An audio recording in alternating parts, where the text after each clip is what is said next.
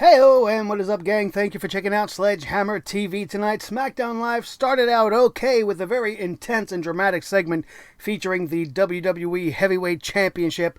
And we had the first of two King of the Ring matches on this night to fill out the quarterfinals of the King of the Ring.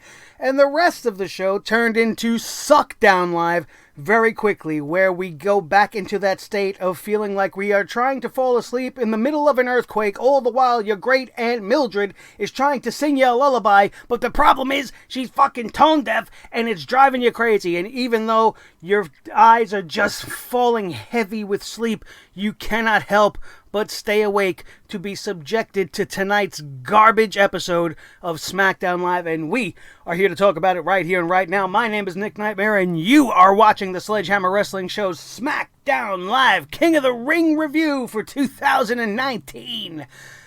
Let's do it.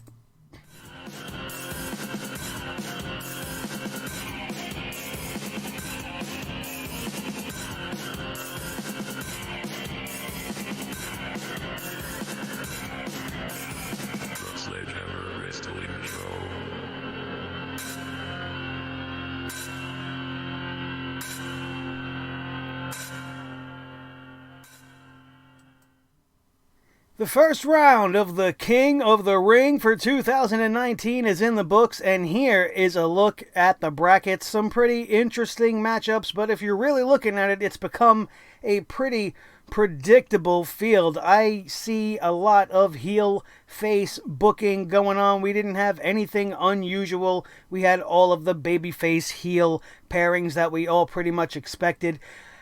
On the left-hand side, Monday Night Raw starting off, we got Ricochet versus Samoa Joe. We are going to easily predict Ricochet moving on to the next round. I don't see them putting any more stock in Samoa Joe. And Cedric Alexander taking on everybody's least favorite and the one person that nobody wants to win this thing, Baron Corbin. You'd have to be a fool to believe that the WWE is going to allow us to experience Cedric Alexander versus Ricochet, which would be an outstanding semifinal matchup for the King of the Ring tournament. We are going to most likely see Baron Corbin versus Ricochet, which nobody wants to see because, like we said last night, every step closer Baron Corbin gets to becoming the king is one step closer to me regretting the King of the Ring coming back for 2019. On the SmackDown side of the equation, tonight we've seen Ali advance over Buddy Murphy in a spectacular King of the Ring match, much to nobody's surprise.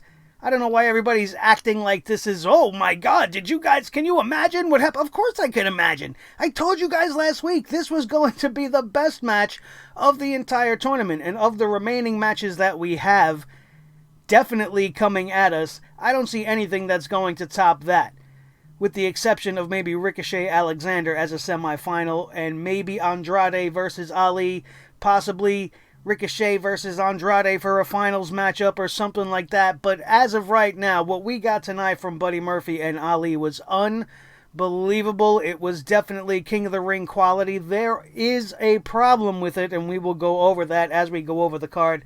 But let's finish up this King of the Ring bracket with tonight Chad Gable getting a very strange victory, if you ask me, over Shelton Benjamin. Strange only because Chad Gable looks like the saddest puppy in the entire world. He just looks like a pathetic little kid that doesn't even belong there. I don't really like the direction the Chad Gable character is going, but he did get a flash pinfall victory over Shelton Benjamin in tonight's main event matchup. The WWE probably would have been better served to swap the positions of the King of the Ring matches on this card, because the crowd definitely did not give a shit about Chad Gable versus Shelton Benjamin. And now Gable has Andrade on his plate next week for SmackDown Live in what could very well be a sleeper match that could top what we've seen tonight in Ali and Buddy Murphy. But those two guys really tore the house down tonight on SmackDown Live. Thank you guys so much for joining us here today on the Sledgehammer Wrestling Show SmackDown Live review. This show was absolute garbage, man. I don't say it about SmackDown that often because usually of the week it is the better of the two shows, but this is once again another week where SmackDown just felt like Monday Night Raw in blue. Last night on Monday Night Raw we had two opening segments which weren't really that bad, and then the rest of the show went completely downhill from there. Tonight's SmackDown Live was almost a carbon copy. And we have reports all day coming in and out on the newswire that Vince McMahon was not going to be at SmackDown Live tonight, and everybody all starts getting their hopes up. Oh my God, he's not going to be there, so it's probably going to be an amazing show. What part of the fact that this man owns the company don't you people understand? Everybody gets all excited when they're, oh, Vince isn't going to be there. That doesn't mean he doesn't have internet access, you fools. He's going to see the script, he's going to tell them he don't like it, and he's going to order it rewritten, which was the rumor for tonight. How bad could the original script have been that tonight's episode is what ended up getting the green light? I will never know. There was a lot of strange decisions made tonight on SmackDown Live, starting with the way the show began. Tonight they started off, they show us Roman Reigns coming to the arena. They give us the impression that he is going to come out to the ring, right, because he wants to address Daniel Bryan and Eric Rowan. These guys want an apology because Daniel Bryan pulls out some Eric Rowan doppelganger, and we're supposed to be idiots and go, oh, well then I guess it wasn't Eric Rowan. I guess it wasn't him. It was a guy that looked just like him. A guy that has nothing to do with WWE. A guy nobody's ever seen before. We're supposed to just accept it and go, right? We didn't even talk about this guy. 1 week ago, they revealed this. Tonight, they didn't even really mention it too much on the show. He wasn't on the show again. We didn't see Roman Reigns talk to this man. We didn't see anything. So what came of it? Absolutely nothing. And we're not fucking idiots, so we know that it is, in fact, Eric Rowan. We know he's probably working under the orders of Daniel Bryan. But tonight's show, Roman Reigns wants to say, well, Kayla Braxton addresses him, and she wants to know what's up. Well, what are you feeling? What are you thinking, Roman Reigns? And he's like, well, I think I'm going to address this in the ring. And then Roman Reigns disappeared. Roman Reigns disappeared. And we go to the ring for Kofi Kingston, the WWE Heavyweight Champion. And I don't mind that because I am one of the people on this platform that does not mind Kofi Kingston as the WWE Heavyweight Champion. I think this current program with Randy Orton is definitely working to his advantage. It is one of the most interesting and one of the most intriguing things that the WWE is doing altogether. We got pretty much Bray Wyatt and The Fiend, and you got Kofi Kingston versus Randy Orton. You can't watch a segment like they gave us tonight to start off SmackDown Live and go, God damn, I don't care about this. How do you not care about it? Randy Orton is the quintessential wrestling heel. And do you know why he's doing it better than anybody else on the main roster right now? Because he's a remnant of the old guard. He was taught by the best of the best. He was under the greatest learning tree ever when he was in Evolution, learning from Triple H and the Nature Boy Ric Flair, and it shows in his performance. And when he pulls out this note to address Kofi Kingston and the whole stupid thing, it's great. It's great, and he wants to make it personal. He wants to start talking trash about the man's family. He's trying to get underneath Kofi Kingston's skin. He's doing all the things that a heel is supposed to do, especially when they are going to try to procure a championship and steal the championship away from the babyface. It's great. It's great. And what else is great is that Kofi Kingston comes out in his promo tonight, and he's not flipping pancakes and blowing horns and playing games. This man is focused. This man is pissed. He is taking this whole thing very seriously, just like we will see with Big E also later on in the night. And I appreciate when they take the New Day, who is usually relegated to comedy nonsense, and make them show their serious side. It makes you believe in them a little bit more. These guys aren't just jokes that are getting wins because the WWE says so. These guys are tough. These guys have pride in themselves. They love their family. They love their friends. And they're not going to let a viper like Randy Orton fuck with their whole dynamic. And I like that. It's called a story. And it makes you want to see what is going to happen next. It was a great way to start today's show. And then they rolled right into the King of the Ring match for tonight, the first one of two, the Buddy Murphy versus Ali match, which was hands down the best match of the night. One thing I want to call the WWE out on is before we got to this match, they were hyping up the other match. They showed a graphic and everything for Chad Gable versus Shelton Benjamin, and then we go to the ring and we have Ali coming out. So I don't know if that was a miscommunication, if that was something that they missed or messed up with the production truck in the back, but it was a little bit off-putting to me. It caught me off guard because I was getting ready now to see Gable and Benjamin, and then we got the other match, and they definitely would have been better served to flip it because the Gable and Benjamin match did not live up to a main event, and after seeing what we got from Murphy and Ali tonight, this definitely would have been a better way to end this show. Ali defeated Buddy Murphy in this wonderful match that really got my attention. Got a "This is awesome" chant from the crowd. 450 splash from Ali to get the win. I was a little bit surprised. Now, I know I was one of the people, if you follow me on social media, when we had the first announcement of the brackets, I was immediately in the corner of Ali. I was like, crown that man king right now. But when they put him opposite Buddy Murphy, I was like, well, there goes that. You know, I figured Buddy Murphy's the hot hand. He got that big win over Roman Reigns. He's been putting on fantastic performance after fantastic performance, and the WWE might want to capitalize on that momentum and at least push him deeper into the rounds before they eliminate him from contention for the King of the Ring. But that is not the case, as they gave the win to Ali, which I'm not mad at. Believe me, I'm not mad at, and we're not bringing down the hammer on that. We are bringing down the hammer on the fact that this match was not given nearly as much time as a bullshit women's match that ruined this show, that was unnecessary, and that has so much wrong with it, I can't even keep track. My mind was just pretty much fizzing out during the SmackDown Live women's match tonight, and we'll get to that as we go into the card. This match that I'm fuming about right now was all set up with a segment in the back. We had Ember Moon being approached by Bayley. They want to talk about their last encounter. Ember Moon trying to talk shit. She didn't do it very well. Pretty much making light of the fact that, well, haha, you beat me last time, but next time I'm going to beat you. And then for some reason, the lady, bam, bam, I'm a waste of time. I don't belong here. I'm on a Raw, though. But I'm going to be on SmackDown for absolutely no fucking reason, no explanation, no need for her involvement. And to make it even worse, she shows up because Ember Moon and Bayley are discussing who is the face of SmackDown Live. Charlotte Flair says she's the face of SmackDown Live, but she's not the face, you're the face. But I'm going to beat you, and then I'm going to be the face, and then this face, and that face, and your face, and leather face, and who cares? Who cares about this conversation? And then Lacey Evans comes in. She's claiming she's the face. You know what she's the face of besides bad theme songs? Bam, bam. She's the face of fucking losers. She should be the manager of Ziglorious. The Ziglorious tag team needs another loser to be brought in there. And why not throw Lacey Evans in there? Why not? Why not? She looks like she smells like mothballs and cat piss. She would fit right in with a couple of losers like that. Call them the Loser Club and be done with it. And leave it on Monday Night Raw. How is a Monday Night Raw superstar coming over to SmackDown Live and taking claim to being the face of the women's division on SmackDown Live? You're not even on SmackDown Live. But where's the logic?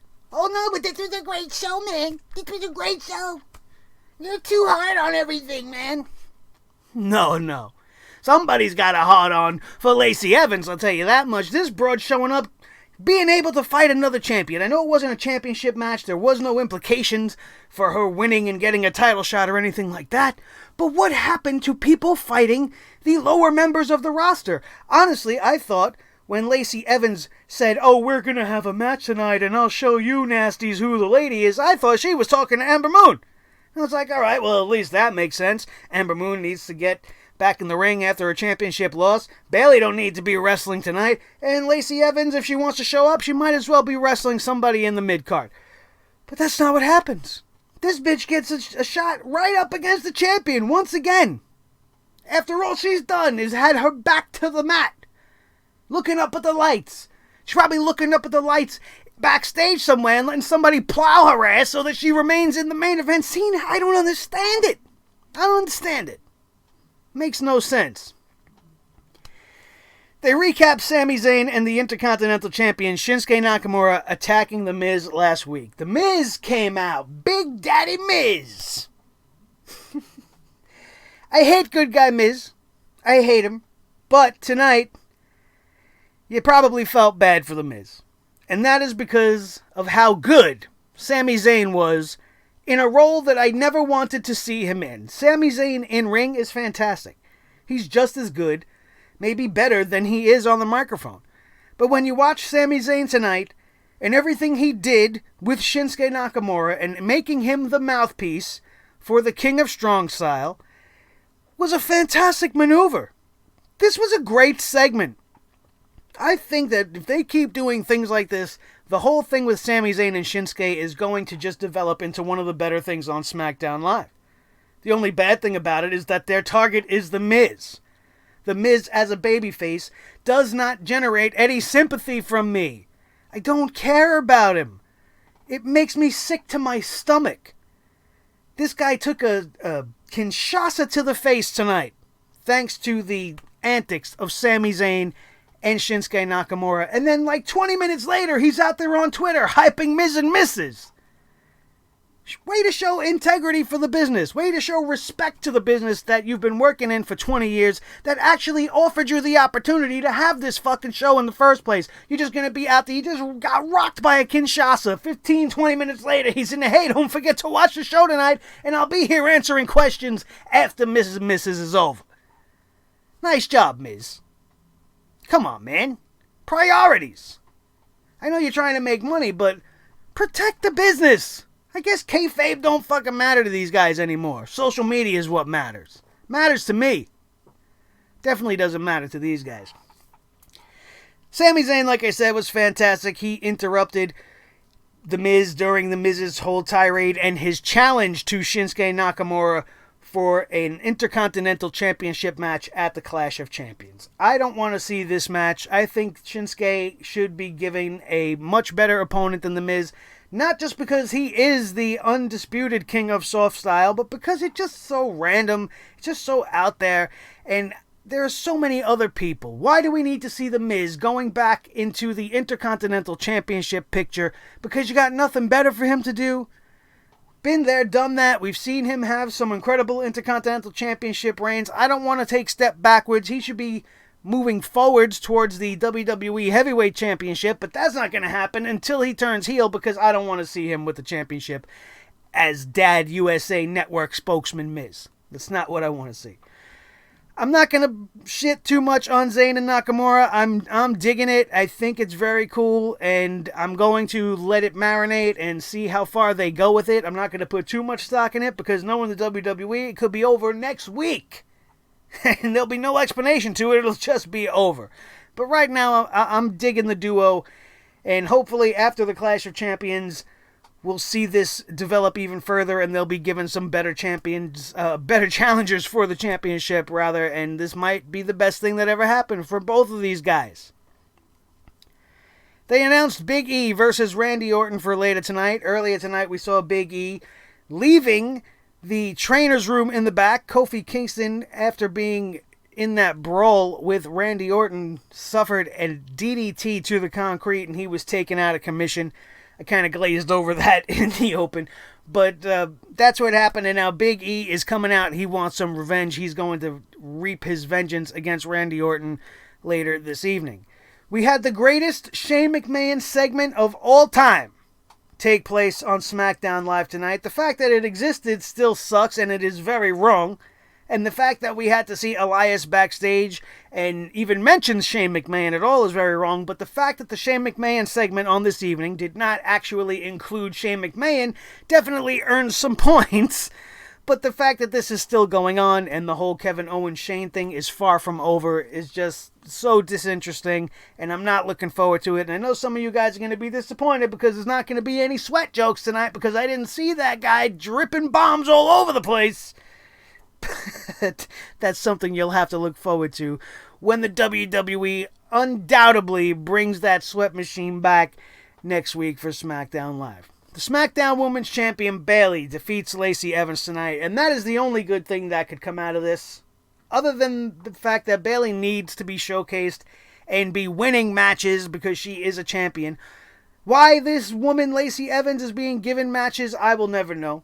She keeps being given these matches, as we already discussed.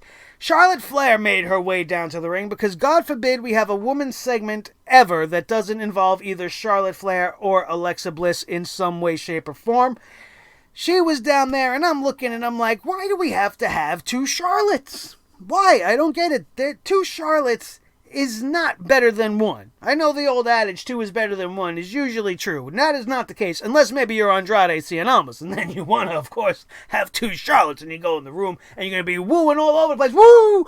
Woo! But, like I said, at the end, he's going to be smelling like mothballs and cat piss from the Lacey Evans Charlotte, and then he'll be covered in feathers and gemstones from the actual Charlotte, so maybe it won't be that good for him by the time things are all wrapped up.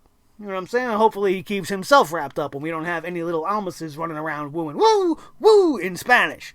I'm getting a little bit off track, but that's because this match sucked so bad. It's really not even worth talking about. It was so boring and it was given so much time. The fact that this match was longer than Buddy Murphy and Ali and was also subsequently much longer than the remaining King of the Ring match, which was Chad Gable versus Shelton Benjamin, is just so offensive that it's beyond words to describe. How is that possible? How are you giving this unnecessary match with no stakes to it, which turns up to be nothing more than an easy win for Bayley in the end, giving that featured time on the show because it was the one woman segment on the night? Like, why? Why was this given almost 20 minutes? And the other two King of the Ring matches together, I don't even think make 20 minutes in total time. Unforgivable. Bullshit. Shouldn't be happening in the first place. And to make it even worse, I see everybody online, all these websites that I really respect, some of them that I go to for my news and everything, and they're, oh, well, Lacey Evans really took advantage of the time off. Lacey Evans is really looking good over there. Lacey Evans did better. Lacey Evans did that. Did you not see the finish of this match?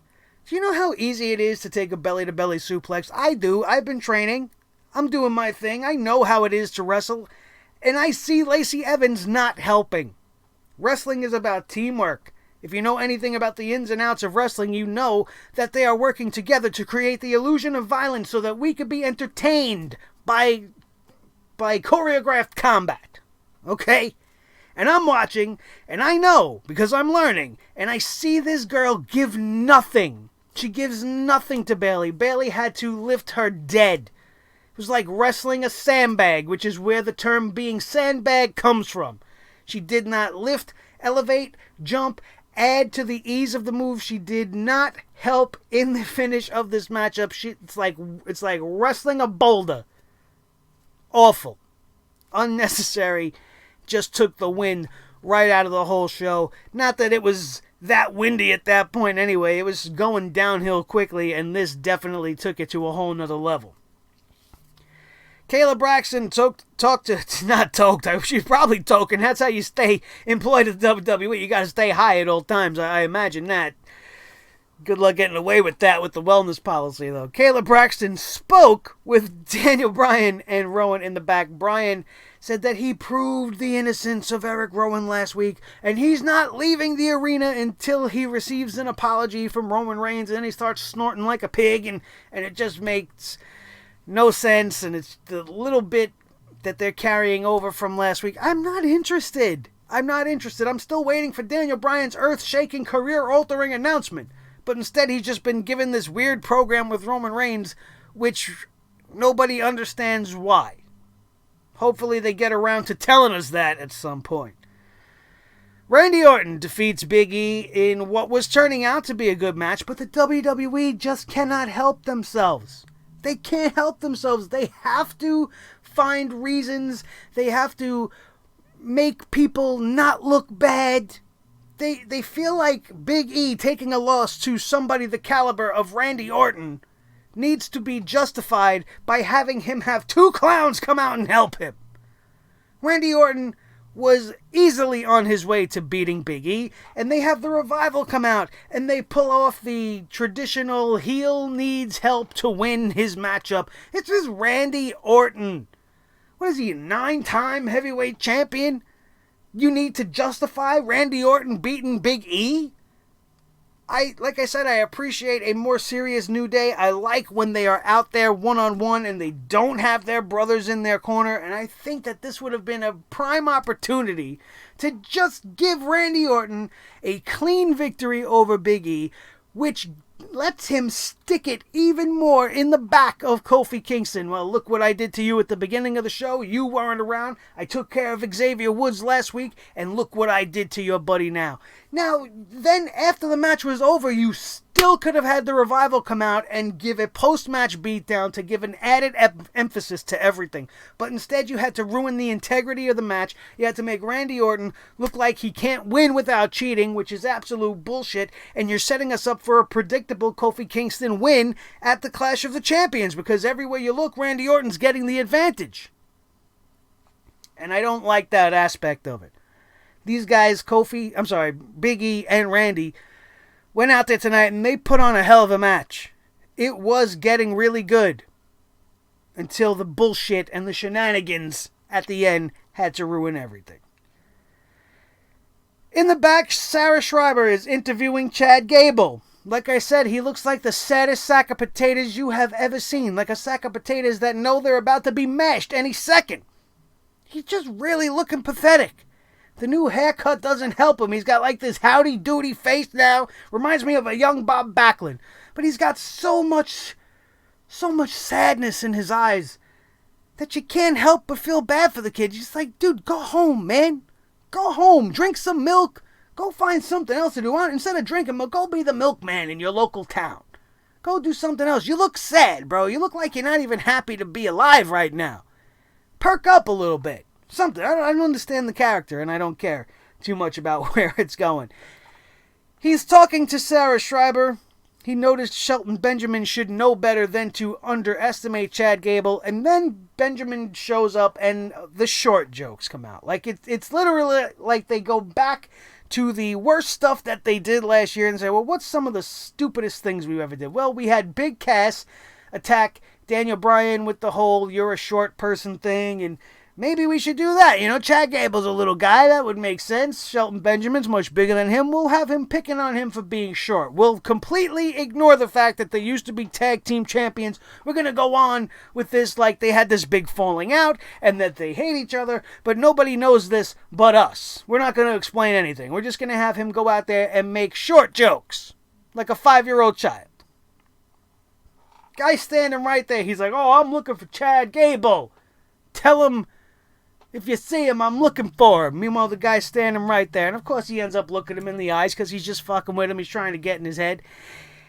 And it was all for nothing. Shelton Benjamin's mind games were bullshit. And everything they've done with Shelton Benjamin for weeks, as far as the mysterious, I'm not talking, I'm weird, walking away stuff, just kind of washed away. Because tonight he remembered how to speak. Holy shit. What the hell?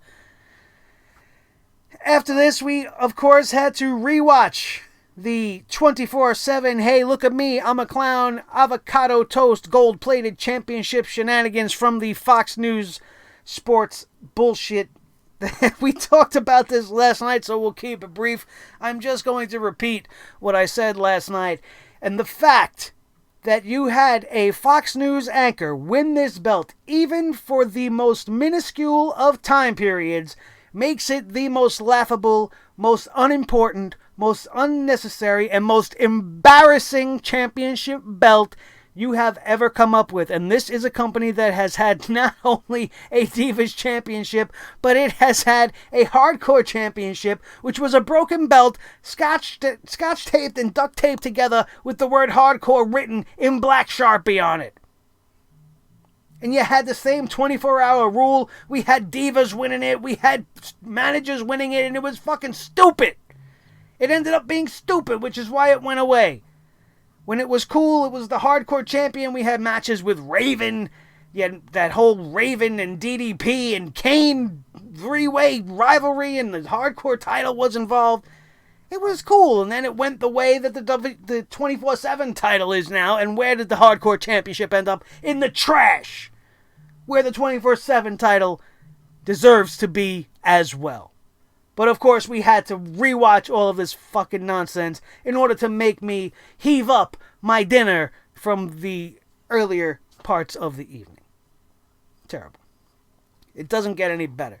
We go back to the ring, and Elias is sitting in the King of the Ring throne wearing the crown. I went off on this last night as well. I don't understand why these ass clowns are touching the crown and sitting in the throne. It's something to me that is unforgivable. And if you're a superstitious guy, which obviously I am, the one thing you're going to not want to do is touch the crown or sit in the throne until you earn that right by winning the King of the Ring. The minute you touch that crown, you have jinxed yourself. That has been the tendency.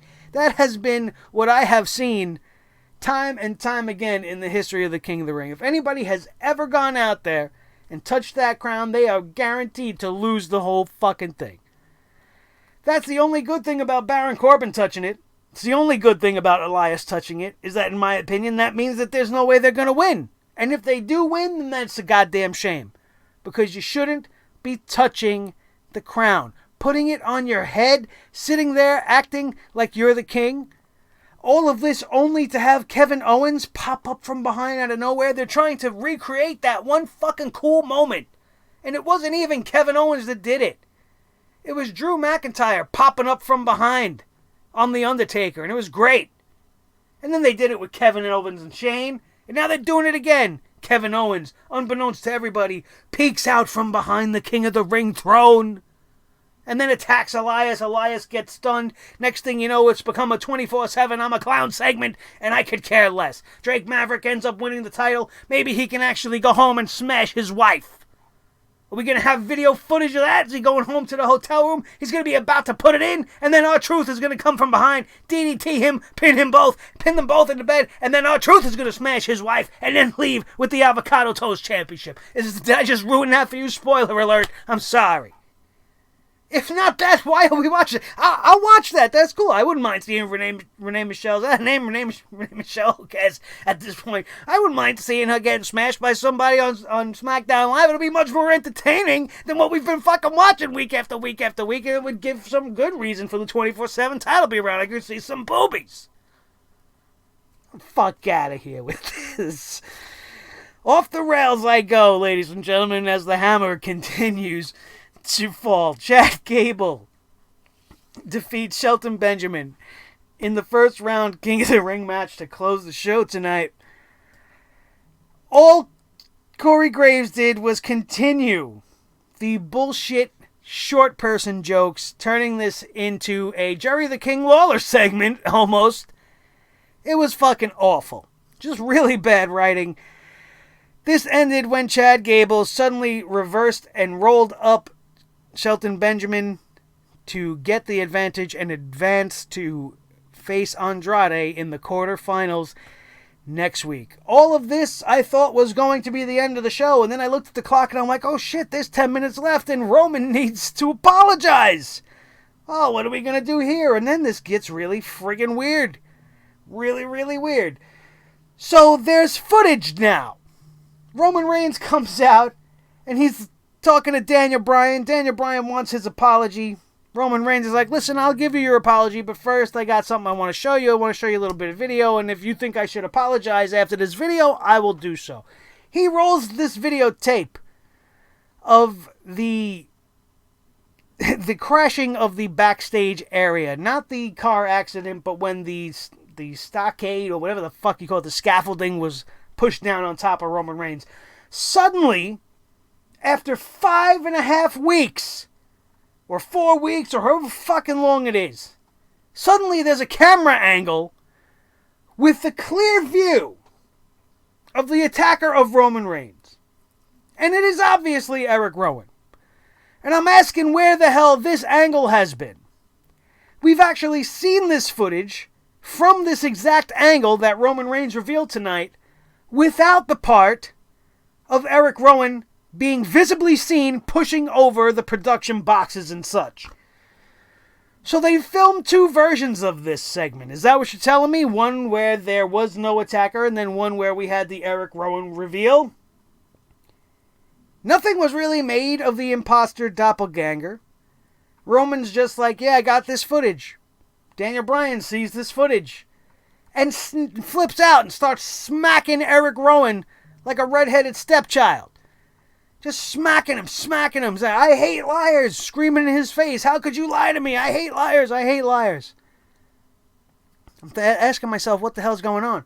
Daniel Bryan then storms his way to the ring to confront Roman Reigns. He is maintaining that he is not the one that told Eric Rowan to do any of this. He had no knowledge of this. He don't know anything about this. And he got speared by Roman Reigns. And that's how SmackDown Live went off the air. So Eric Rowan clearly is the attacker. Daniel Bryan still claims it's not his idea and none of this is his doing.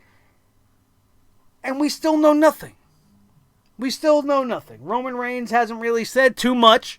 And tonight's SmackDown Live goes off the air on that. And I could care less.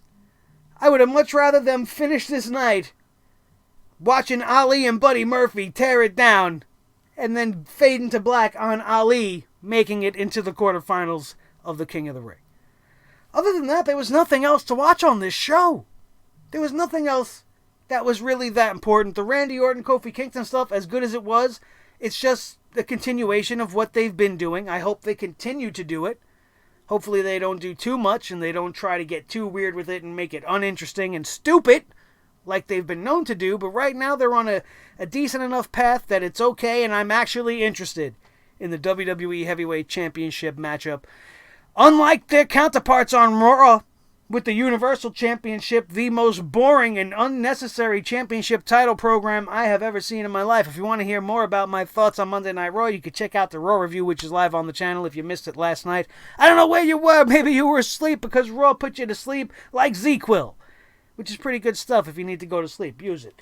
Other than that, you can check out the review here on the channel right now. Don't forget to also check out everything else we got. We covered SummerSlam. We got everything wrong with SummerSlam, everything wrong with AEW All Out. We'll be coming at you guys this weekend, but also programming note. Last night I told you guys Friday we were going to drop everything wrong with 2016's Clash of the Champions. We have to change that because Friday I have a show. So I am going to be at House of Glory Friday night, and I am not going to be able to be here while it premieres live with you guys, and I want to watch it live with everybody. So what we are going to do is we're going to move it a day in advance, and Thursday night at 10 p.m., tune in right here, right now. Right here, then. Thursday night, 10 p.m., we love Cinema Sins. I know some of you guys might be aware of that channel. It's one of the greatest movie review sort of channels that I've ever come across. Cinema Sins, Cinema Wins, both channels. One does positive, one does negative. One of the things I love most is the style of those videos. I have worked my ass off to replicate their style the best I can and apply it to professional wrestling. And the debut edition is going to be the 2016 Clash of the Champions. Everything wrong with that show in 12 minutes or less. World premiere Thursday night, 10 p.m. Be here with me. We will be live in the chat room. We will be talking about it as we're watching it. It's only about 12 minutes long. It's going to be a great time. Hope to see you guys there. Make sure you check it out. A good way to make sure you don't miss that if you are interested in it is to be subscribed to this channel. So hit that subscribe button right now. Make sure you ring that notification bell so the minute we go live and that premiere is about to hit, you will be notified and you will be able to be here and watch it with the whole gang. We're having a get-together, and it's going to be Thursday night, and it's going to be fucking awesome, and I want to see each and every one of you guys there. Tell your friends, tell everybody you can. It's going to be really fun, and I worked really hard on it. It's pretty funny. I'm pretty proud of it, and I think we're going to have a good time. So make sure you spread the word and get as many people's eyes on it as you possibly can, and we're all going to watch it together as a family, and we're going to have a hell of a good time. That, my friends, is pretty much all I got for you. SmackDown Live and the King of the Ring continues to be hit and miss, just as most of the stuff the WWE's been throwing at us nowadays. AEW is going to be coming before you know it. I'm not worried. I'm really not worried. They're not going to come off and all of a sudden just kill the WWE like everybody else assumes. Wrestling is wrestling. Everybody's always going to be there. And I'm only afraid of how we are going to organize the scheduling on this channel because things are going to get really messed up. SmackDown Live is moving to Friday. We're going to have AEW and NXT going head-to-head on Wednesday nights. We got Monday Night Raw. And then pay-per-views and shit on Sundays and Saturdays. It's about to get crazy up in here. So you guys need to make sure you are here and you don't miss anything. So please make sure you hit that subscribe button. Get us to 2,000 subscribers before the end of this month. It will be one of the happiest days of my life. And I will thank you guys forever and ever and ever. That, my friends, is all I got for you guys. My name is Nick Nightmare. This is the team, Thor the Sledgehammer, the official Sledgehammer of the Sledgehammer Wrestling Show. His tag team partner, the World Heavyweight Champion of all the microphones in all the world, Mr. Blue the Snowball. The most important member of the team, as always, is each and every one of you. That is going to do it, and we are out of here. And we will see you Thursday night at 10 p.m. for the super special presentation right here on your new favorite wrestling show, the Sledgehammer Wrestling Show, only on Sledgehammer TV, right here, baby, on YouTube.com.